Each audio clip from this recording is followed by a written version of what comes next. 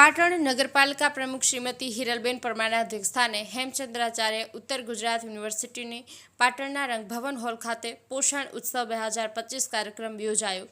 પોષણ ઉત્સવ અંતર્ગત પાટણ અને સરસ્વતી તાલુકાની પૌષ્ટિક વાનગી સ્પર્ધા યોજાઈ। આંગણવાડીમાં આવતા બાળકોને પૂરક પોષણ થકી સારા અને સશક્ત સમાજના નિર્માણમાં સહભાગી બનવા આંગણવાડી કાર્યકર બહેનોને અપીલ કરતા નગરપાલિકા પ્રમુખ હિરલબેન પરમાર ICDS મહિલા અને બાળ વિકાસ વિભાગ ગુજરાત સરકાર દ્વારા પોષણ ઉત્સવ 2025 અંતર્ગત ટેક હોમ રાશન અને મિલેટમાંથી બનતી પૌષ્ટિક વાનગી સ્પર્ધા પાટણ નગરપાલિકા પ્રમુખ શ્રીમતી હિરલબેન પરમાર અને પ્રાંત અધિકારી હિરેન ચૌહાણની ગરિમામય ઉપસ્થિતિમાં હેમચંદ્રાચાર્ય ઉત્તર ગુજરાત યુનિવર્સિટી પાટણના રંગભવન હોલ ખાતે યોજાઈ હતી। જે અંતર્ગત ટેક હોમ રાશનમાંથી બનતી વાનગીઓને પાટણ અને સરસ્વતી તાલુકાના પૌષ્ટિક વાનગી સ્પર્ધા યોજાઈ હતી, જેમાં આંગણવાડી કાર્યકર બહેનોએ ઉત્સાહપૂર્વક ભાગ લીધો હતો।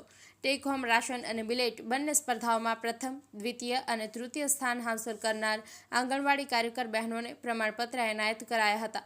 આ કાર્યક્રમમાં પાટણ નગરપાલિકા પ્રમુખ હિરલબેન પરમારે જણાવ્યું હતું કે આંગણવાડીમાં આવતા બાળકો કુપોષણ મુક્ત અને એક તંદુરસ્ત બાળક બને તે જવાબદારી તમારી છે।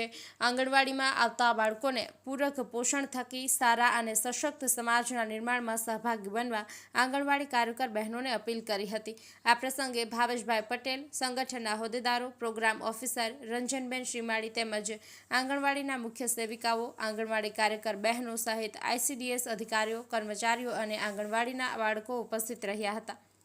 Rajubhai D Patel, news of Patan.